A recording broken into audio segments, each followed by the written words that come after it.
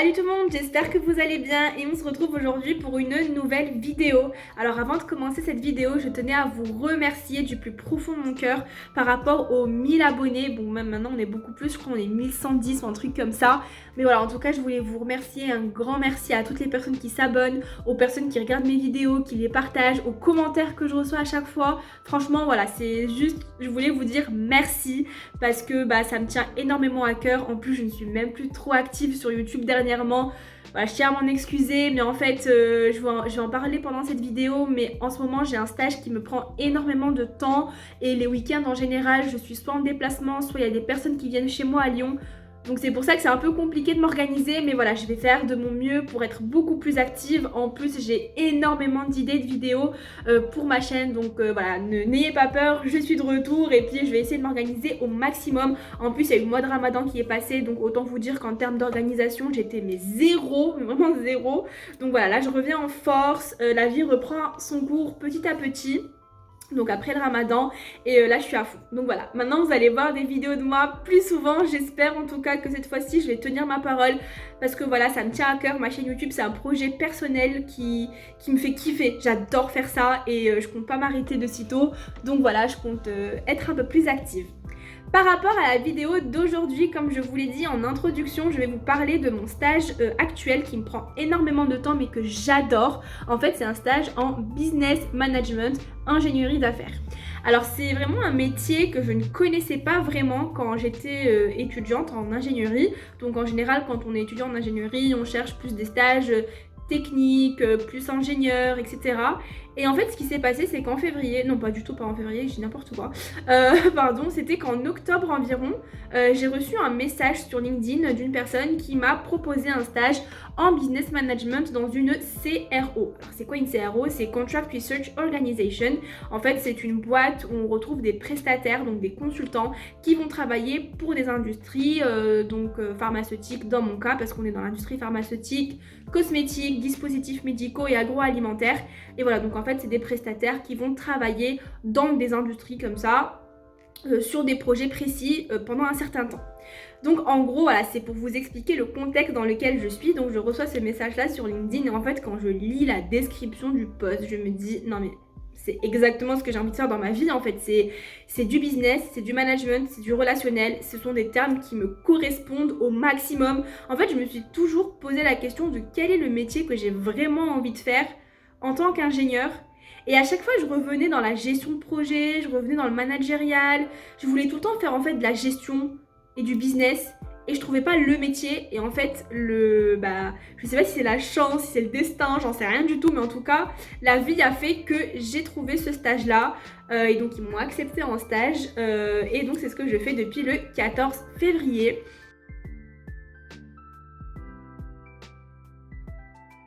Donc pour vous expliquer un peu plus, l'objectif de la vidéo, c'est de vous expliquer qu'est-ce qu'un business manager, qu'est-ce qu'un ingénieur d'affaires. Donc en fait, un ingénieur d'affaires a 3 casquettes. Pourquoi il a 3 casquettes? Donc la première casquette qui est la plus grosse et la plus importante, c'est la casquette du business développeur.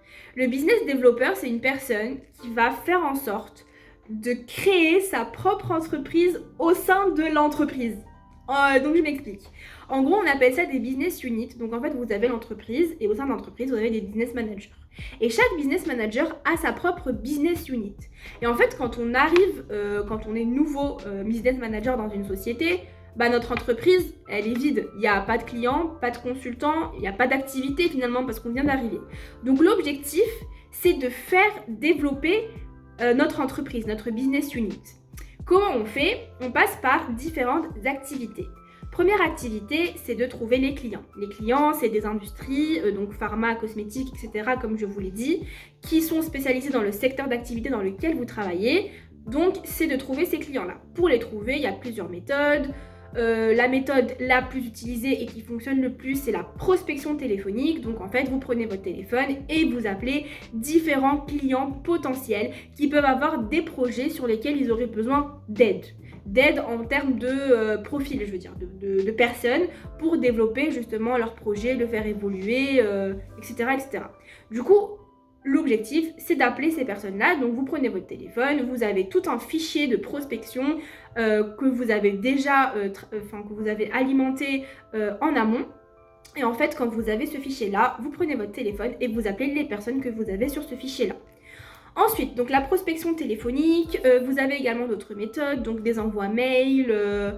C'est surtout prospection téléphonique et envoi mail que je trouve en priorité. Après, il y a d'autres petites astuces, genre participer à des événements, etc. Mais ce sont vraiment des activités qui ne permettent pas de développer au maximum le business. L'activité principale reste la prospection téléphonique.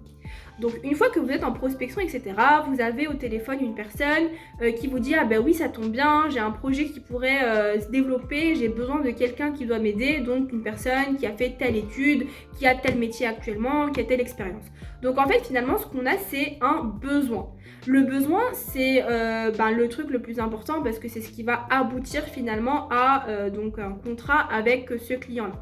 Donc voilà, il donne son besoin, donc en donnant son besoin, il nous donne une description, donc la personne dont il a besoin, quand est-ce que ce projet-là va commencer, le budget, c'est super important parce que finalement ça reste du business, donc on parle money et en fait il y a un budget derrière chaque projet. Donc le budget qu'ils sont prêts à mettre sur cette prestation. Et puis ensuite, une fois qu'ils vous donnent toutes ces informations, vous demandez si la personne, c'est la personne qui décide. Parce que c'est hyper important d'être en contact avec les décisionnaires. C'est eux qui vont donner la réponse finale sur la personne qui va les accompagner sur ce projet.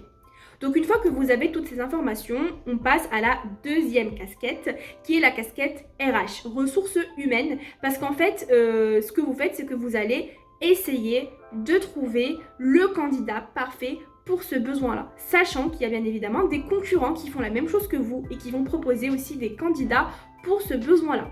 Donc en fait, là, ça passe par du sourcing. Alors le sourcing, c'est lorsque vous cherchez sur Internet, donc principalement LinkedIn. Après, il y a d'autres sites sur lesquels vous pouvez trouver des candidats, mais donc on travaille surtout sur LinkedIn. Et donc là, vous allez chercher des candidats, donc vous allez proposer à plusieurs personnes de passer des entretiens pour voir s'ils sont à l'écoute du marché ou non, etc.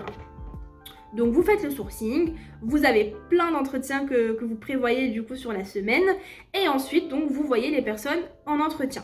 En entretien, l'objectif c'est vraiment d'en savoir plus sur la personne, de voir si la personne a fait telle et telle activité ou non, de voir quelles sont ses prétentions salariales, quels sont ses souhaits en termes de poste. Vraiment, c'est plusieurs questions qu'on pose afin d'en savoir plus sur la personne et essayer d'évaluer si cette personne-là est faite pour le projet en question ou non.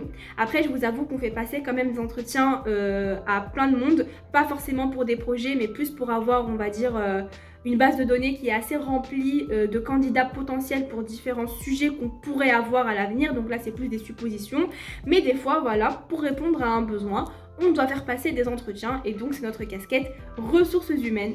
Casquette que j'adore parce que moi j'adore le contact avec les gens et en fait faire passer des entretiens à des personnes, ça me permet d'échanger tous les jours avec de nouvelles personnes, d'en savoir plus sur leur métier, d'en apprendre davantage sur les différents parcours qu'il peut y avoir sur différents métiers. En fait c'est super cool parce que j'ai l'impression que ça va de pair avec ce que je fais aussi sur ma chaîne YouTube, dans le sens où dans ma chaîne YouTube, je vous donne des conseils sur des potentielles études, des postes, des métiers, etc. Finalement, quand j'ai un candidat en face de moi, on parle à peu près de ça. On parle de postes, de potentiels sujets, projets d'avenir, de souhaits à court terme, à long terme. Donc en fait, c'est hyper cool parce que j'ai l'impression qu'il y a une osmose entre ce que je fais sur YouTube et finalement mon travail. Et ça, mais c'est trop bien pour moi finalement, c'est trop cool. Du coup voilà, je vous ai parlé de la casquette RH et de la casquette business développeur. La dernière casquette, c'est la dernière casquette de finance. Alors c'est obligé, une fois que vous développez votre business unit, donc vous avez différents clients, différents besoins, vous avez assez de candidats, donc vous avez mis finalement vos consultants dans différents projets. Là, vous commencez à générer un chiffre d'affaires. Et une fois que vous commencez à générer un chiffre d'affaires, forcément vous devez faire de la gestion finalement financière. Donc là je suis toujours pas arrivée à ce stade là, je vous avoue, parce que je viens de commencer il y a 3 mois mon stage, donc le temps de s'y habituer, de développer ses contacts, d'avoir de nouveaux clients, de pouvoir embaucher de nouvelles personnes, etc. Ça prend du temps, du coup j'ai pas encore étudié, j'ai pas encore testé cette casquette finance qui te permet de gérer ta business unit en termes financiers. Mais en gros c'est lorsque vous voyez donc le chiffre d'affaires que vous générez, le budget que vous devez allouer à chaque projet, les salaires que vous devez donner à vos consultants, etc. etc. Donc voilà, c'est vraiment une partie financière. Donc là, je vous ai parlé vraiment des 3 casquettes du business manager et de ses activités. Mais il y a aussi en fait une tâche que j'ai hâte de faire finalement. C'est la tâche du suivi de projet. En fait, quand vous avez un consultant dans vos équipes qui travaille sur un projet pour une industrie pharmaceutique ou cosmétique, ou etc., lorsque vous avez un consultant qui travaille sur un projet, en fait, vous êtes son manager finalement. Donc, vous devez suivre un petit peu le projet que vous faites avec lui. Et en fait, c'est un peu de la gestion et de la chefferie de projet, parce que du coup, vous faites des réunions avec votre consultant pour savoir où il en est, qu'est-ce qu'il a fait, qu'est-ce qu'il lui reste à faire, est-ce que ça se passe bien. Puis ensuite, des fois, vous vous déplacez au sein du site du client avec votre consultant pour voir donc en interne qu'est-ce qui se fait, suivre un petit peu donc le projet finalement de A à Z. Et ça, c'est une partie qui a l'air trop cool, que j'ai pas encore testé, mais vraiment qui a l'air super cool. Donc le suivi de projet, c'est aussi une casquette à avoir. Donc on pourrait dire une 4e casquette. Après, je pense que ça va quand même dans le business development, parce qu'une fois que vous avez votre client et votre consultant qui va travailler pour ce client, finalement le suivi de projet ça va avec. Donc ça fait partie du business development, mais vraiment c'est une activité que j'ai trop hâte de faire, parce que c'est de la gestion tout simplement et c'est quelque chose que j'adore.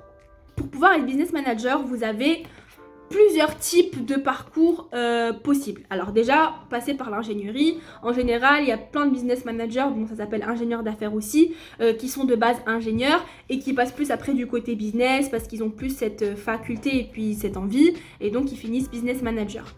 Après, lorsque vous faites de l'ingénierie, vous pouvez passer par un master spécialisé ingénieur d'affaires. Ça existe et il y en a beaucoup en France, où en fait vous allez faire 1 an, donc soit en alternance ou pas, c'est à vous de choisir, et vous pouvez à la suite de ce master spécialisé être business manager. Vous pouvez également faire des études de commerce ou des études de business pour pouvoir être business manager ou ingénieur d'affaires. Voilà, ce sont vraiment les parcours les plus classiques d'un ingénieur d'affaires. Voilà, donc je pense que ça va faire le tour de tout ce que j'avais à vous dire sur ce métier-là. C'est un métier ultra passionnant, c'est un métier qui donne envie, c'est un métier où il y a beaucoup de relationnel. En fait, je kiffe ce métier. Après, il n'y a pas tout le monde qui pourrait aimer, mais voilà, moi c'est quelque chose que j'adore et ça prend du temps, mais c'est stylé, surtout pour les gens qui ont envie de créer leur propre entreprise par la suite. C'est un métier qui permet d'apprendre énormément de choses sur l'entrepreneuriat. Voilà, du coup maintenant la vidéo est terminée, j'espère qu'elle vous a plu, j'espère qu'elle n'était pas trop brouillon, parce que je vous avoue que j'ai plus parlé avec ce qui me venait en tête. Après j'ai essayé de faire un plan plus ou moins logique, mais voilà, si jamais vous avez du mal à comprendre un petit truc, n'hésitez pas à me poser des questions en commentaire. N'hésitez pas aussi à me dire en commentaire si c'est un métier qui vous plaît ou non, et si vous êtes business manager et que vous passez par là et que votre métier est complètement différent du mien, n'hésitez pas à le dire aussi en commentaire, parce que c'est toujours cool de savoir quelles sont les expériences de différentes personnes. En attendant, je vous fais de gros bisous, je vous remercie encore pour les 1000 abonnés, bon plus que 1000, et pour tous les commentaires, toutes les vues, et voilà, n'hésitez pas à vous abonner, n'hésitez pas aussi à laisser un commentaire et à partager un maximum cette vidéo là avec les personnes qui pourraient potentiellement aimer ce métier là. Gros bisous.